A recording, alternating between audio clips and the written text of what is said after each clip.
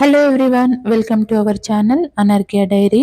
ఈ రోజు మేము గోవర్ధనగిరి గుట్ట అంటే మా ఊరు ఇక్కడికి వెళ్తున్నాము. రాఖీ పౌర్ణమికి ఇంటికి వెళ్ళినప్పుడు ఇక్కడికి వెళ్ళాలి అనుకున్నాము. రాఖీ పౌర్ణమి నెక్స్ట్ డే మార్నింగ్ మేము అందరం కలిసి కొండపైకి వచ్చాము.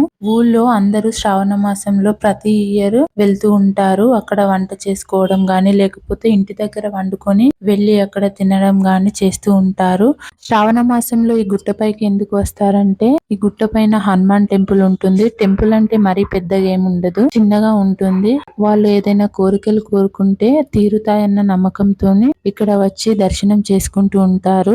ఇయర్లీ ఒకసారి వస్తూ ఉంటారు. ఇలా చెప్తూ ఉంటారు. కాకపోతే ఈ గుట్టకి కాకతీయుల కాలం నాటి చరిత్ర ఉంది, కానీ ఆ చరిత్ర ఏంటి అనేది మాత్రం తెలియదు. ఇక్కడ మేము స్కూటీ మీద వెళ్ళాము పైకి. అంతకు ముందు మాత్రం గుట్ట కింది నుంచి పైకి ఎక్కే వాళ్ళము. అప్పుడు చాలా కష్టం అనిపించేది. ఇప్పుడు మాత్రము దగ్గర వరకు వెళ్తున్నాము. 2 వీలర్ వెహికల్స్ వెళ్తాయి. గుట్ట పై వరకి ఒక హాఫ్ కిలోమీటర్ మాత్రమే నడిచి వెళ్ళాలి. ఇదంతా మీరు చూస్తున్నారు కదా, ఇదంతా ఎక్కి పైకి వెళ్ళాలి. ఒక హాఫ్ కిలోమీటరే, కాకపోతే ఇది ఎక్కడం చాలా కష్టము, చాలా హార్డ్ ఉంటుంది ఎక్కడము. విన్సీ కూడా చాలా అలసిపోయింది. ఇప్పుడు స్టెప్స్ కడుతున్నారు. నెక్స్ట్ ఇయర్ వరకు ఈ స్టెప్స్ అన్ని అయితాయేమో చూడాలి. గుట్ట పై నుంచి చూస్తే మాత్రం గుట్ట చుట్టూ ఉన్న ఊళ్ళు చాలా అందంగా కనిపిస్తాయి. ఊళ్ళో కంటే పంట పొలాలు చాలా బాగా కనిపిస్తాయి. ఈ గుట్ట పై నుంచి చూస్తే మాత్రం ఉస్నాబాద్ ఇక్కడికి ఒక గోవర్ధనగిరికి ఒక 7 కిలోమీటర్స్ దూరంలో ఉంటుంది. అది కూడా క్లియర్ గా కనిపిస్తుంది. అలా కనిపించేది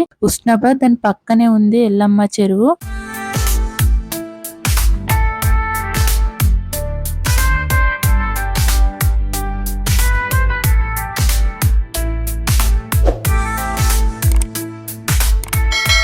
ఇది మనము గుట్ట ఎక్కిన తర్వాత వెంటనే ఉంటుంది. ఇది దాటిన తర్వాత మళ్ళీ పైకి వెళ్తే గుండం ఉంటుంది. సో ఆ గుండంలో అందరూ స్నానాలు చేసి లేకపోతే తలపైన వాటర్ చల్లుకొని వచ్చి ఇక్కడ దర్శనం చేసుకుంటారు.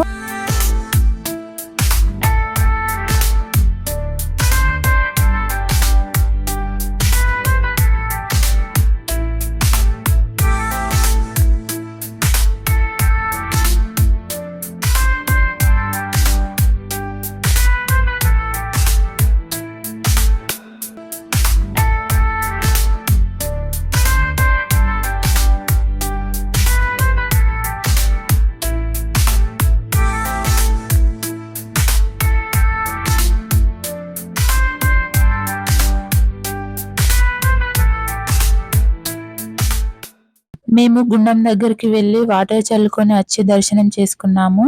ఇదంతా అయిపోయిన తర్వాత మేము ఇంటి దగ్గర నుంచి వంట చేసుకొని వచ్చాము. వచ్చి ఇక్కడ తినేసాము.